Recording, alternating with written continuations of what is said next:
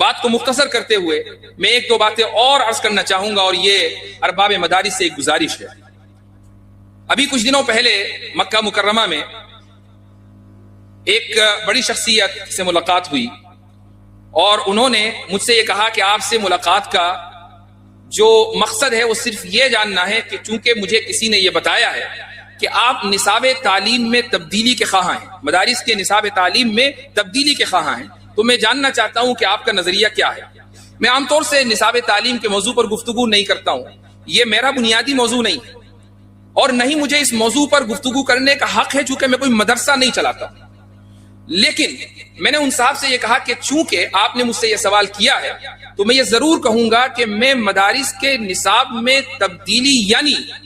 موجودہ کتابوں کو بدلنے کا حقدار نہیں ہوں، روادار نہیں ہوں، بلکہ میں چاہتا ہوں کہ ان کتابوں کو اپنی جگہ رکھ کر نئی کتابوں کا، مزید کتابوں کا اضافہ کیا جائے، اور یہ کتابیں وہ ہوں کہ جن کو ہمارے اسلاف نے پڑھا تھا۔ ہم جب یہ کہتے ہیں کہ درس نظامی سے حضرت نانوتوی نکلے، درس نظامی سے حضرت تھانوی نکلے، درس نظامی سے حضرت مدنی نکلے، درس نظامی سے علامہ کشمیری نکلے، تو بھائی وہ درس نظامی کون سا درس نظامی تھا کہ جن سے یہ اکابر نکلے؟ کیا وہی درس نظامی ہم اور آپ پڑھتے ہیں، یا اس میں اتنی تبدیلی ہو چکی ہے کہ وہ اتنا لائٹ ورژن اس کا بن چکا؟ وہ تو پرو میکس تھا، وہ پرو میکس تھا جس کو یہ حضرات پڑھ رہے تھے۔ ہم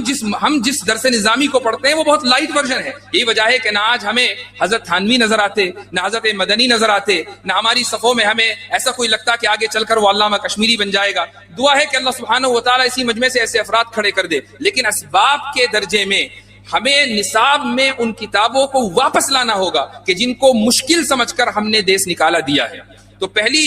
پہلی گزارش تو ارباب مدارس کی خدمت میں یہ ہے، اور دوسری گزارش یہ ہے کہ جیسے پڑوسی ملک میں اور دنیا کے بہت سے ممالک میں مدارس میں یہ رواج رہا ہے اور گزشتہ کئی سالوں سے ہے، بلکہ حضرت مولانا احمد علی لاہوری رحمۃ اللہ علیہ کے زمانے سے، تقسیم ملک سے پہلے سے پاکستان میں لاہور میں یہ طریقہ رہا کہ دیوبند سے، ندوے سے اور دیگر مدارس سے لوگ دورہ حدیث مکمل کر کے لاہور حضرت مولانا احمد علی لاہوری کے پاس جاتے تھے اور دورہ تفسیر کیا کرتے تھے۔ حضرت مولانا ابو الحسن علی ندوی رحمۃ اللہ علیہ وہاں تشریف لے گئے، اور بھی بہت سے بڑے بڑے حضرات وہاں تشریف لے گئے۔ اس ملک میں ابھی بھی یہ رواج ہے کہ مختلف موضوعات پر دورہ کرایا جاتا ہے، کہیں دورہ عقائد ہے تو کہیں دورہ تفسیر ہے تو کہیں دورہ فقہ ہے وغیرہ وغیرہ۔ اس ملک میں بھی مدارس میں کم سے کم دورہ علم کلام یا دورہ عقائد کا رواج ہونا چاہیے کہ جب امتحان سے تمام طلبہ فارغ ہو جائیں، دورے کے امتحان سے، تو دیوبند جیسی مرکزی جگہ میں یا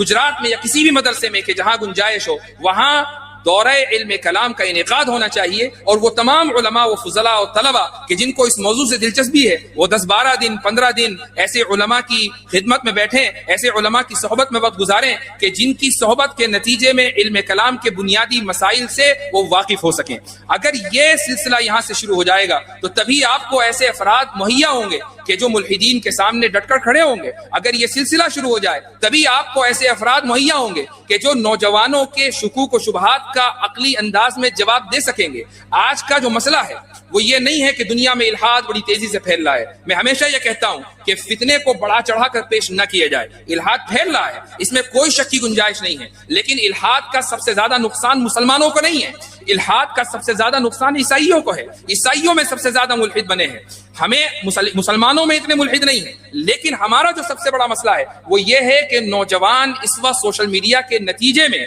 سوشل میڈیا کی بہت سی ویڈیوز کے نتیجے میں دین کے تعلق سے، قرآن کی آیات کے تعلق سے اور احادیث کے تعلق سے شکوک اور شبہات کا شکار ہو چکے ہیں۔ انہیں ذہن میں کبھی کبھی کوئی شبہ آتا ہے، اس شبہ کا جواب دینے والا نہیں، کوئی اعتراض آتا ہے تو اعتراض کا جواب دینے والا نہیں۔ اس لیے ضروری ہے کہ علماء کی ایک تعداد ایسی ہو کہ جو ان شکوک و شبہات کے اوپر اور ان کے جوابات کے اوپر مہارت رکھتی ہو۔ حضرت تھانوی رحمۃ اللہ علیہ نے الانتباہات المفیدہ لکھنے کا ارادہ جب کیا تو اس کی روداد میں شروع میں لکھا ہے کہ حضرت تھانوی نے یہ پلان بنایا کہ میرے جتنے رفقا ہیں میں ان کو یہ ذمہ داری دے دوں کہ جو اعتراضات اس وقت لوگوں کے ذہن میں ہیں ان کی ایک لسٹ مرتب کر دی جائے، اور ایک لمبی چوڑی لسٹ جب آ جائے تو اس کے بعد ان کا جواب لکھا جائے۔ حضرت تھانوی رحمۃ اللہ علیہ اس انتظار میں تھے، یہاں تک کہ ان کا سفر علی گڑھ کا ہوا اور علی گڑھ میں ان کو تقریر کے لیے وہاں کی مسجد میں دعوت دی گئی، اور حضرت تھانوی رحمہ اللہ نے ایک عظیم الشان تقریر کی جس کا خلاصہ انتباہات مفیدہ کے شروع میں ہے۔ لیکن حضرت نے اس موقع پر یہ ارشاد فرمایا کہ میں اگرچہ اس انتظار میں تھا کہ اعتراضات کی لسٹ آ جائے، لیکن جب وہ آئے گی میں سمجھتا ہوں کہ جتنے بھی اعتراضات فی الحال موجود ہیں انہی کو سامنے رکھ کر اصولی طور پر ان کا جواب دے دیا جائے۔ اس لیے میں نے جب یہ بات انتباہات میں پڑھی اور اس کے بعد پھر تحافظ الملاحدہ کا یہ کورس پڑھانا شروع کیا تو ذہن میں یہ بات آئی، اور یہ من جانب اللہ آئی، اور تحدیث من نعمت کے طور پر یہ کہنا چاہوں گا کہ 1935 میں حضرت تھانوی رحمہ اللہ کا یہ سفر ہوا تھا علی گڑھ کا، اور حضرت تھانوی نے کتاب مرتب کر دی، جو بھی اعتراضات اس وقت موجود تھے وہ سامنے آ گئے، لیکن اس کے بعد میں یہ دیکھتا ہوں کہ اگر اعتراضات خصوصاً ہمارے حلقے میں ان اعتراضات کا کہ جواب دینے کی کبھی کوشش کی گئی تو انہی اعتراضات پر انحصار کیا گیا جو پہلے سے متداول چلے آ رہے تھے۔ جس لسٹ کی تمنا حضرت تھانوی رحمہ اللہ کے ذہن میں تھی وہ لسٹ کبھی ان کی زندگی میں میسر نہ آ سکی۔ وقت گزرتا گیا، یہاں تک کہ 2026 آ گیا، اور تحافظ الملاحدہ میں آپ کو اعتراضات کی ایک لمبی چوڑی لسٹ مل جائے گی کہ جن کے جوابات دینے کی اس ناچیز نے کوشش کی ہے۔ یہ دراصل اکابر کے علوم کا صدقہ ہے، یہ اللہ تعالیٰ کا فضل ہے کہ وہ جس سے چاہے کام لے لے، ذالک فضل اللہ یؤتیہ من یشاء۔ تو اللہ سبحانہ و تعالیٰ کا یہ فضل اور بے پایا انعام ہے کہ جو کام ایک عرصے سے رکا ہوا تھا اس میں کچھ حرکت آئی ہے، لیکن جیسا کہ ایک ہمارے استاد نے اس کو ذکر کیا کہ یہ کوئی آخری کام نہیں ہے، کام مکمل نہیں ہوا ہے، ایک راہ ملی ہے مجھے بھی اور آپ کو بھی، اور راہ بڑی طویل ہے۔ اس راہ میں تھوڑے بہت کانٹے تھے، لیکن ہمیں کم سے کم یہ پتا چل گیا ہے کہ ان کانٹوں کی صفائی کیسے کرنی ہے اور اس راستے میں پرعزم اور حوصلہ ہو کر کیسے چلنا ہے۔ مجھے امید ہے کہ میرے تمام درسی ساتھی جو بھی یہاں موجود ہیں، آپ تمام کے تمام میرے درسی ساتھی ہیں۔ یہ الگ بات ہے کہ میں نے کچھ سال پہلے پڑھا ہے، لیکن انہی درسگاہوں سے پڑھا ہے کہ جن درسگاہوں میں آپ پڑھ رہے ہیں یا پڑھ چکے ہیں۔ تو ہم تمام کے تمام لوگ آج یہ تہیہ کر لیں کہ